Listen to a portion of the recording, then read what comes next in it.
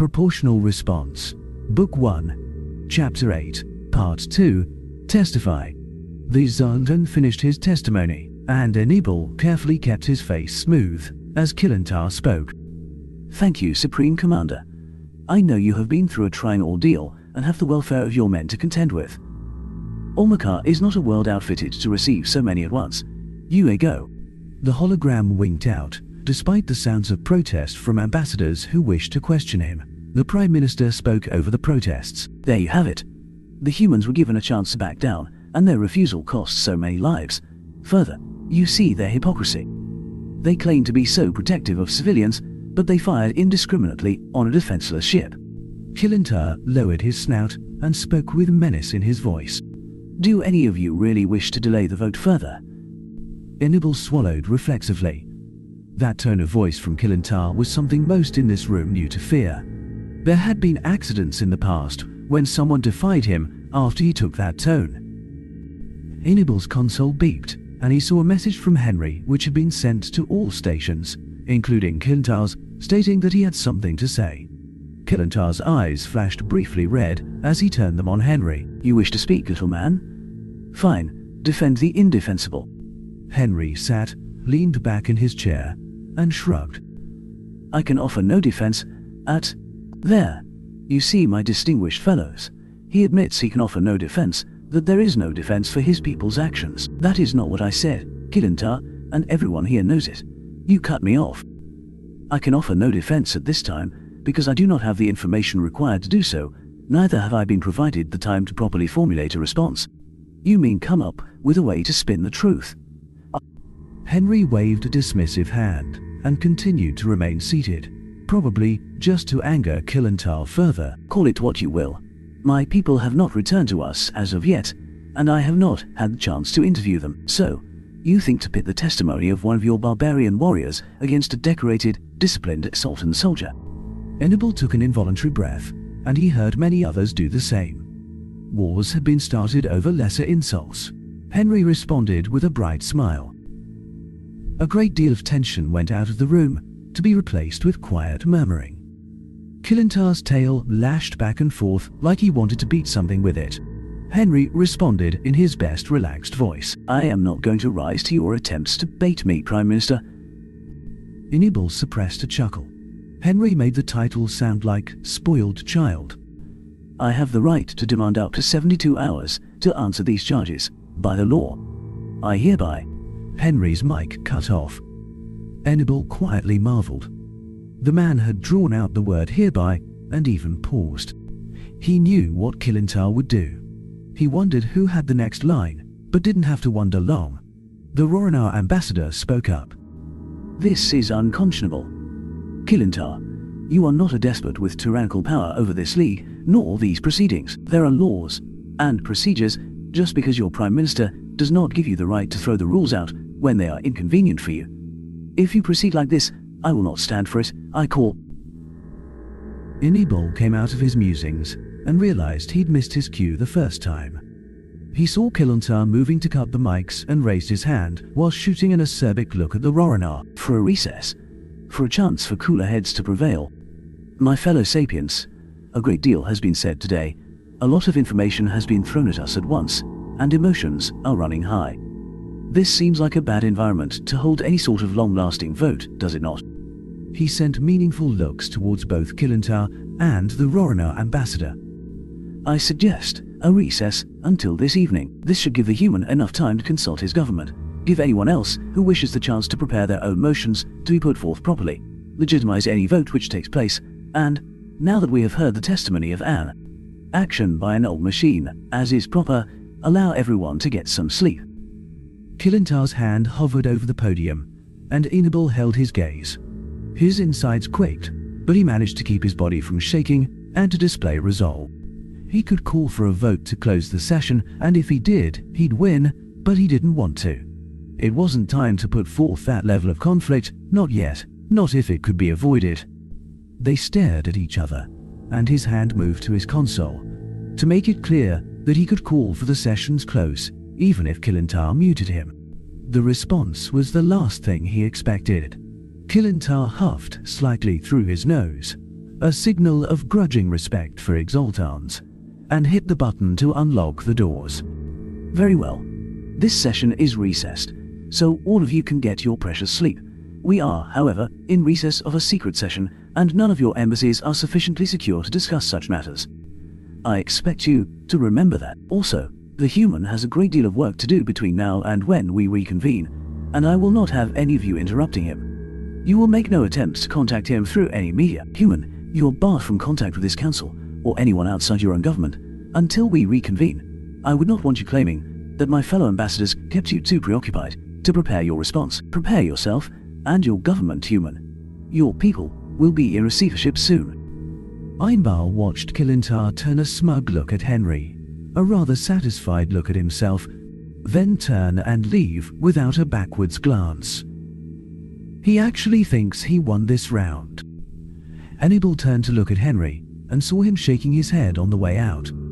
Others probably mistook his expression for irritation or anger, but Hannibal could see the light dancing in his eyes. That evening, some hours later, Kilintar sauntered into the council chamber nearly 15 minutes behind the call to quorum, just so he could make the others wait. A dark smile ran down his snout, and he whistled a merry tune between his teeth. The path to war begins today. The path to my supremacy among the families begins today. They will remember my name in whispers for 100 generations. The man who defeated a species from a Class 13 world, and did it by pushing the members of the League to the front lines. All ships, human and Sultan alike, were destroyed, and their records with them. Thank you, old machines. Discounting the word of those humans will be so easy with just a touch of intimidation. His smile broadened as he contemplated the indignities he'd make that woman they'd sent to watch over him suffer. She'd been calling him to regular consultations and making him come to her. He'd had no choice, of course, but that ended today. The human had done as he'd been bid and stayed quietly in his embassy. There had been a lot of traffic in and out of it, including large empty boxes going, in which could only have been meant to prepare for them to leave as ordered. The human is not a total idiot, I'll give him that. Too bad. I was looking forward to busting in there seconds after the minimum allotted time. Some ancestor knew what he was doing when he made that minimum so short. Ah, well. It will still be fun to watch them carry all those boxes out, with their tails scratching their bellies. He stepped up to his podium and scowled. Many booths stood empty. He glanced at the podium and found a long list of abstain votes had already been registered. Fence sitters, they can see the winds of war are blowing, and want to be kept out of it. Very well, when this is finished, they will be dealt with. For now, though. He looked out over the chamber and noted who was and wasn't present. Several of his own supporters, a few human supporters, and a lot of those who had, so far, remained neutral. He did a quick count and realized he'd only have to win a third of the neutral parties to carry his motion. He smiled slightly. Their neutrality ends today. No doubt that foul human thought he could avoid having the vote because we don't have enough ambassadors present to get the majority necessary. Looks like he is going to get the backhand of the law now. He pushed the button to lock the doors and invoke privacy on the council chambers. Since we have a great many ambassadors who have decided to stick their snouts in the mud and voted to abstain, I am invoking Special Rule 72, Paragraph 4. As such, when those who are here vote, all abstain votes will be counted as having voted by proxy for whichever side wins the votes that are cast. He put the most conciliatory tone he could manage into his voice. I congratulate all of those here who have the courage to stand for what you believe, even those of you who are misguided to stand with these barbaric deathwelders. I may question the strength of your intellect and possibly your motives, but I honor your courage. Now, to the matter at hand. Human, you have had plenty of time to prepare yourself to make your statements.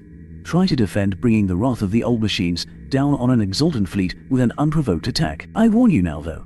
I have been merciful and not brought your admiral nor your surviving troops into this matter. However, if you waste too much of the council's time or attempt to baselessly disparage the testimony of a decorated commander who was lawfully carrying out council orders, my mercy will be at its end. The human stood, looked him square in the eye, and smiled.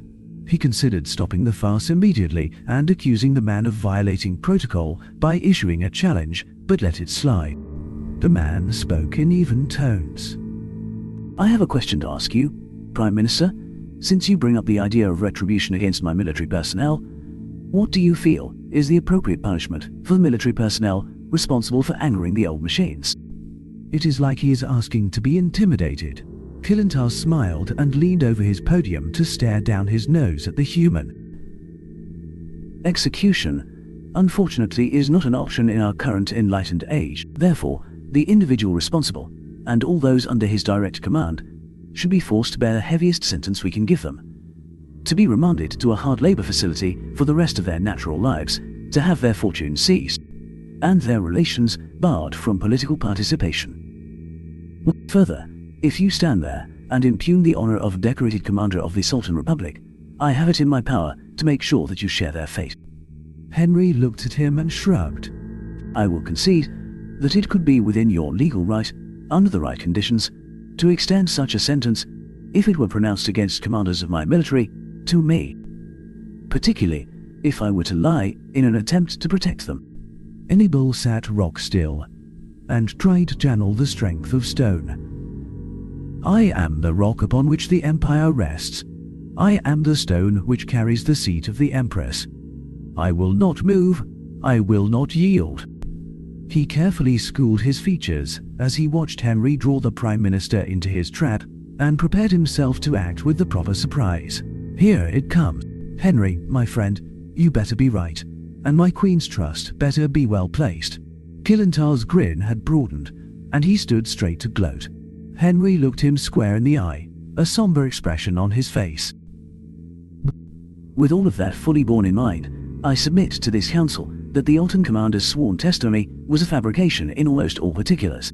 There was a collective intake of breath and motions of shock all through the council. Enibal knew which ones were feigned, like his, and which real. Kilintar roared in rage, and his hands moved to the controls in his podium, but Henry had already pushed his own buttons and sent the relevant data.